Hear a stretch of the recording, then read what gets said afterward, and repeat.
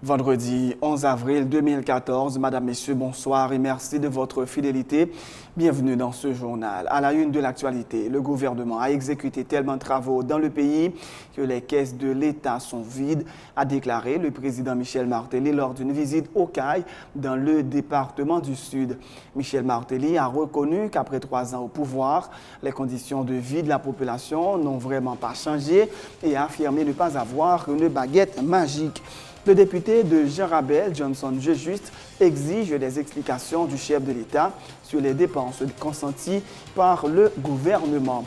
Le MOPOD appelle la population à ne pas céder aux manœuvres d'intimidation de l'équipe au pouvoir qui, dit-il, serait en train de tout mettre en œuvre pour réprimer les opposants politiques. La Constitution garantit à la population le droit de faire passer ses revendications de manière pacifique, rappelle l'agronome Jean-André Victor, coordonnateur du comité de pilotage du MOPOD. À l'étranger, au moins 10 morts et une cinquantaine de blessés dans un accident de la circulation à Los Angeles aux États-Unis. Les victimes sont pour la plupart des lycéens qui partaient pour une visite sur un campus universitaire.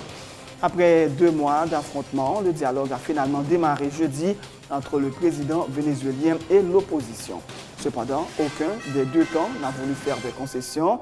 La prochaine rencontre est prévue le mardi 15 avril. Dans l'actualité sportive, Real Madrid-Bayern Munich, Atlético Madrid-Chelsea, telles sont les affiches des demi-finales de la Ligue des Champions. Rendez-vous les 22 et 23 avril pour les matchs allés, 29 et 30 avril pour les matchs retour. Le gardien belge Thibaut Courtois pourra jouer sans que l'Atlético de Madrid ne délie les cordons de la bourse, sans quoi le club de Chelsea risque des sanctions selon l'UEFA. Madame, Messieurs, restez branchés pour le développement de ces titres et de bien d'autres.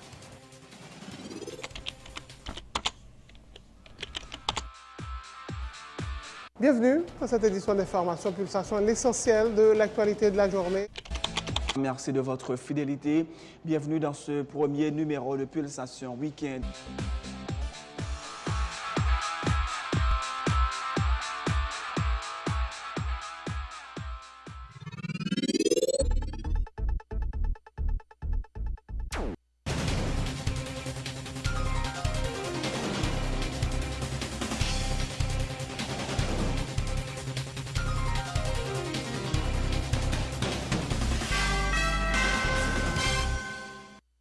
De recherche, bienvenue dans le développement du journal. Le gouvernement a exécuté tellement de travaux dans le pays, l'État n'a plus un sou pour le moment, a affirmé le président Michel Martelly lors d'une visite au CAI dans le département du Sud, en compagnie du commandant général du commandement sud des Forces armées des États-Unis, John F. Kelly. Le président Martelly a reconnu qu'après 3 ans au pouvoir, les conditions de vie de la population n'ont pas vraiment changé et a affirmé ne pas avoir une baguette magique. Le député de Jean Rabel, Johnson Juste, exige des explications du chef de l'État sur les dépenses consenties par le gouvernement. Il reconnaît que les parlementaires ont failli à leur mission de contrôle de l'action gouvernementale. Aussi appelle-t-il le peuple à prendre ses responsabilités et à exiger des comptes. Parce que si le président a fait déclaration pour dire qu'il n'y a pas de compte dans caisse l'État et pour te gagner budget 2013-2014 jusqu'à date qui pour voter nous dans le 7e mois année fiscale là, ça veut dire que dans 4 budget 2013-2014 pour qu'il y ait un investissement fait. Donc actuellement dans le pays, nous sommes capables de constater son pays qui est bloqué. Un pays qui a fonctionné sans budget. Donc l'hérité à président, à équipe là, et gouvernement pour qu'ils rendent compte à la nation pour prouver clairement des ressources qui étaient disponibles, qui sont réalisées avec les ressources. Jour déjà noir et non 10 jours qui venir pas encore plus noir. Mais l'hérité à gouvernement pour prouver nation qui côté ressources qui ça yo utilisé qui ça réalisé avec ressources et moi je pense que bagay arrivé dans phase côté n'a regardé dans pays élection qui a fait depuis 4 ans élection pas faite dans pays et qu'il y a là pas de ressources dans caisse l'État et jusqu'à date il pas clair pour que l'élection réalisée dans fin d'année donc là pas arrivé dans phase je pense que la population l'hérité seulement c'est plan B pour être capable d'appliquer parce que la vie très critique et je veux dire lundi plan B si nous dit nous un parlement qui là Vous avez un ensemble de parlementaires qui représentent la population. Mais clairement, si le Parlement n'est même pas qu'à assumer la responsabilité pour convoquer des ministres, pour interpeller des ministres dans le gouvernement, pour venir faire un rapport, comment les ressources pays à utiliser, eh bien, il était à la nation, à la population eux-mêmes pour qu'ils passent à l'action. Comment? Bon, là, on dit passer à l'action, à la nation pour qu'eux-mêmes passent à l'action, le fait que les représentants eux-mêmes pas assumer la responsabilité. Et nous sommes capables de dire tout. Et le déficit budgétaire que nous enregistrons dans le pays actuellement là, nous sommes capables de dire Haïti, ressources externes, il y a des promesses fallacieuses. Il était tout à gouvernement haïtien pour prendre responsabilité. Et le Parlement haïtien tout pour inventorier un ensemble de lois qui déjettent. Et la loi, ça, mettez en application. Parce qu'il n'y a pas qu'un pays qui, à chaque fois, élabore le budget, à 50-60%, le budget est financé par l'extérieur, par la communauté internationale. Et nous sommes capables de dire dans le pays, il y a suffisamment de ressources dans le pays, des taxes qui ont drivé dans la rue. Je pense que si il y a des efforts qui sont faits, nous sommes capables de dire graisse cochon, capable de cuire cochon. Le MOPOD appelle la population à ne pas céder aux manœuvres d'intimidation de l'équipe au pouvoir qui, dit-il, serait en train de tout mettre en œuvre pour réprimer les opposants politiques. La Constitution garantit à la population le droit de faire passer ses revendications de manière pacifique, rappelle l'agronome Jean-André Victor, coordonnateur du comité de pilotage du MOPOD. Il dénonce par ailleurs la lettre du ministre de la Justice demandant au commissaire du gouvernement de Port-au-Prince de libérer des prisonniers dont des condamnés à perpétuité.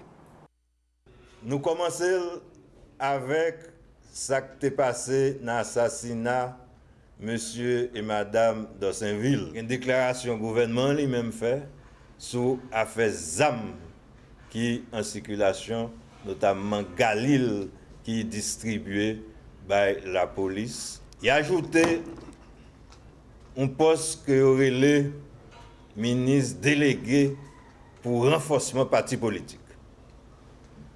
Et le ministre a premier parlé, il dit qu'il va faire inventaire parti politique. Septièmement, c'est initiative qu'on a telle lui-même. Chaque dixième question, c'est une lettre.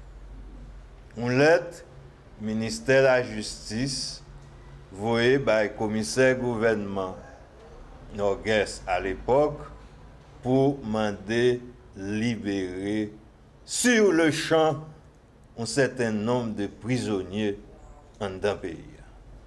Donc, regardez l'islam. Où est-ce qu'il y a des gens qui sont condamnés à perpétuité dans l'islam? Ça veut dire qu'il y a des criminels dans l'islam. Il y a une trentaine de gens comme ça qui sont dans l'islam que ils ont demandé pour laguer les gens immédiatement. Il y a tout un laboratoire qui travaille sur question de répression. Donc c'est peut-être ça, nous aviser, nous informer la population que MOPOD continue dans la mobilisation parce que mobilisation justifiée et par constitution et par loi en d'un pays. Le premier secrétaire du bureau de la Chambre des députés, Abel Descollines, dénonce la position des 6 sénateurs de l'opposition qui ont appelé mercredi à la mise sur pied d'un conseil électoral provisoire avec la participation de 9 secteurs différents de la vie nationale avant de plancher sur le vote des amendements à la loi électorale. Pour le parlementaire, il s'agit d'une tentative visant à retarder, sinon bloquer le processus électoral.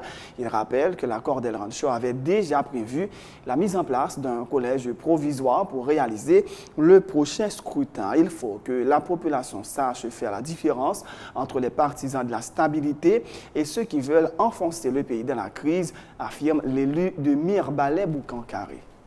Pourquoi nous dit nous gagnons du mal à comprendre position qui, somme toute, journée jeudi à là, témoigner d'un sentiment, d'une volonté de blocage d'un processus qui doit conduire à l'organisation de nouvelles élections. Comme parlementaire, comme monde qui a fait politique, moi toujours prends de précautions pour ne pas interférer dans les affaires du Sénat de la République. D'ailleurs, conjoncture qui gagne actuellement, il ne s'agit pas de l'institution sénatoriale, c'est un groupe de sénateurs qui gagnait position ça. Maintenant, on est en train de se demander, est-ce que nous pas un véritable trou de Babel? Pourquoi demander la formation d'un conseil électoral provisoire alors que dans cet accord d'El Rancho, nous passons de CTCEP à un conseil électoral provisoire. Donc, moi-même, mon sentiment par rapport à ça qu'a développé là, moi, quoi, il y a une volonté de blocage pour qu'il n'y ait pas des élections à la fin de l'année. Maintenant, la réalité est-ce qu'elle est? La décantation est en train d'être faite dans notre société, dans notre pays, pour qu'on ait véritablement qui est-ce qui voulait élection, qui est-ce qui voulait un minimum de stabilité dans le pays et qui groupe, qui secteur, qui peut-être a cheminé vers le chaos. Est-ce que le chaos, c'est la meilleure alternative pour notre population, pour le pays? Ce dont je ne suis pas certain, puisque lorsque gagnait déstabilisation, lorsque gagnait crise, nous, ça mettait pays en retard. Le député de Lagonave, Beguen Steus, a laissé le pays ce vendredi à destination de Libreville au Gabon, où il doit participer à la conférence de l'Assemblée parlementaire de la francophonie, dont il est le vice-président de la section haïtienne. Ces assises, qui se dérouleront autour du thème « Les situations politiques dans l'espace francophone », visent à permettre aux parlementaires francophones de développer des mécanismes interparlementaires en vue de renforcer la démocratie et la liberté d'opinion à travers l'espace francophone du monde. Nous avons quitté le pays sous peu, après quelques heures, pour que nous allions représenter le Parlement haïtien à Libreville, au Gabon, dans le cadre de la conférence de l'APF, qui est l'Assemblée parlementaire de la francophonie, dont je fais office de vice-président de la section haïtienne. Nous avons pensé contribution haïtienne, les détails, parce que nous allons rencontrer avec un paquet d'autres parlementaires qui sortent soit au Canada, en France, en Suisse, en Afrique, etc. Donc nous pensons que nous allons porter plus ça que nous sommes capables de porter, qui est venu de Haïti, pour permettre que l'espace francophone soit un espace qui est vraiment démocratique et qui vraiment contribue à la liberté d'opinion, à en fait renforcer la démocratie à travers ces pays francophones. Il y a des sous-thèmes, mais thème principal qui concernent les situations politiques dans l'espace francophone. Mais l'objectif là, c'est à partir de thématiques ça, comment que nous capables développer des mécanismes interparlementaires à travers l'Assemblée parlementaire de la francophonie, comment nous capables contribuer au renforcement de la démocratie et de la liberté d'opinion à travers tout l'espace francophone à travers le monde. Nous pourrons le présenter dans l'intervention de réalité en janvier et ensemble qui mécanisme susceptible qui va permettre que nous construisons un monde meilleur, un monde démocratisé, un monde côté que monde qui parler droit monde pour parler, droit monde pour exprimer, etc. Donc non seulement nous continuons à faire promotion mais nous jouer à travers cet espace pour que nous dégager des stratégies qui permettent que Aki ça consolider. Le président Michel Martelly a reçu ce vendredi 11 avril 2014 au Palais national les lettres de créance du nouvel ambassadeur de la Turquie accrédité en Haïti, M. Aydin Ervihen. Le diplomate turc a renouvelé l'engagement de son pays à accompagner le président Martelly dans ses efforts visant à améliorer les conditions de vie de la population haïtienne, selon une note du Bureau de communication de la présidence. Pour sa part, le président de la République a fait part de sa volonté de travailler en vue de renforcer les liens d'amitié et de coopération entre Haïti et la Turquie. Tout à fait autre chose.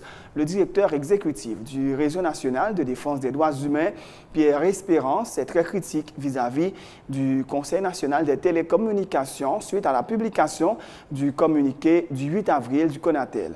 Ce n'est pas normal, dit-il, que le pouvoir en place considère les médias indépendants comme des médias de l'opposition.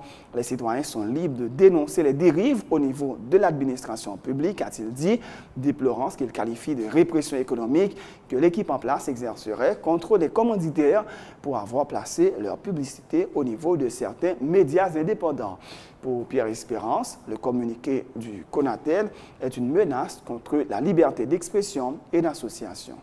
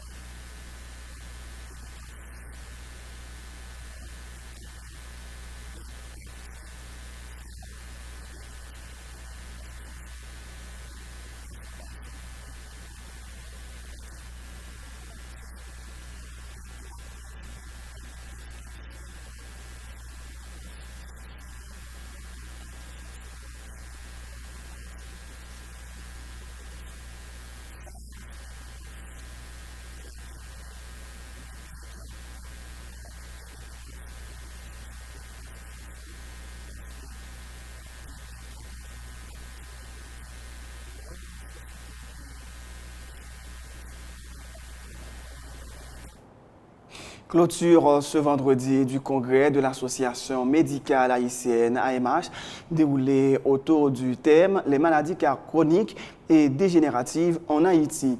L'accent a été mis sur le danger que représente l'ignorance de ces maladies dans notre société et la nécessité pour le ministère de la Santé publique de prendre des mesures pour offrir de meilleurs services à la population, informe Dr Georges Beauvoir, président du congrès. Ce congrès, lancé le 8 avril, a été également l'occasion pour l'AMH d'honorer quelques-uns de ses membres, dont l'interniste et cardiologue Gérard Pierre, qui a reçu le prix Dr Léon Audin, la plus grande distinction offerte par l'AMH. Il s'est dit honoré d'avoir reçu le prix. Dr Pierre fait remarquer qu'en Haïti, il y a des millions d'hypertendus et de diabétiques qui ignorent qu'ils sont malades. Le congrès a fait autour de maladies chroniques et dégénératives en Haïti. Une maladie chronique, lorsque l'évolution lente, il doit durer toute vie, et il n'y a pas de tendance pour le guérir. Et une maladie dégénérative, lorsque, dans le cours de l'évolution, il a amené un individu donné, un malade, a perdu progressivement caractéristiques qui sont propres à lui-même, c'est-à-dire fonctionnalité dans divers domaines. Donc, le problème, c'est que maladie chronique et dégénérative, c'est des bagailles qui étaient sous l'apanage, qui étaient surtout concernés pays développés, pays industrialisés, parce que c'est des maladies qui suivent le progrès. Le congrès a fini et que résumer toute suggestion qui fait, je crois que ça va aider la santé publique à savoir quelles dispositions pour le prendre pour prévenir dans une certaine mesure et guérir et soulager dans notre domaine toute bonne maladie. Parce que pas oublier qu'au moins près de 1,5 million d'hypertendus qui planent dans la rue, pas comme ça. Ou bien des millions de diabétiques également. Donc, et pour le cancer, bon, je ne vais pas prendre le chiffre exactement, mais c'est une maladie qui tue un paquet d'Haïtiens ou regarder un bande de jeunes militaires, et tout a mouru avec cancer du pancréas, cancer du côlon, cancer du poumon, etc. Son congrès qui permet d'arriver à des conclusions, qui va aider le département de la santé publique à prendre des dispositions pour essayer de soulager ces malades qui souffraient avec maladie chronique. Plusieurs personnalités du monde médical ont été honorées par le président Michel Martelly le mardi 8 avril dernier à l'occasion de la Journée mondiale de la santé. La cérémonie s'était déroulée au Palais national. Il s'agit de Mme Edith Dreyfus Udiko, médecin de famille, pathologiste et première femme diplômée en Haïti, William Pape, médecin-chercheur et responsable du centre Giskio, et Dr Antoine Augustin, médecin-chercheur qui a été honoré à titre posthume de l'ordre d'honneur et mérite au grade de chevalier. Le chef de l'État entendait ainsi saluer les efforts consentis par ces médecins tout au long de leur carrière et les présenter comme des modèles pour le personnel médical. Au nom de la nation haïtienne et à mon nom propre, je salue les mérites de ses concitoyens pour l'accomplissement de leurs œuvres remarquables au bénéfice de la communauté. À travers ces trois éminentes personnalités médicales haïtiennes, je rends un hommage appuyé à nos professionnels de la santé. Je serais heureux qu'ils méditent sur les leçons de ces carrières exemplaires et qu'ils s'en inspirent dans leurs prestations thérapeutiques et sociales.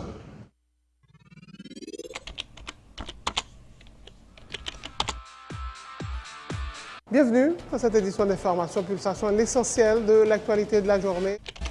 Merci de votre fidélité. Bienvenue dans ce premier numéro de Pulsation Week-end.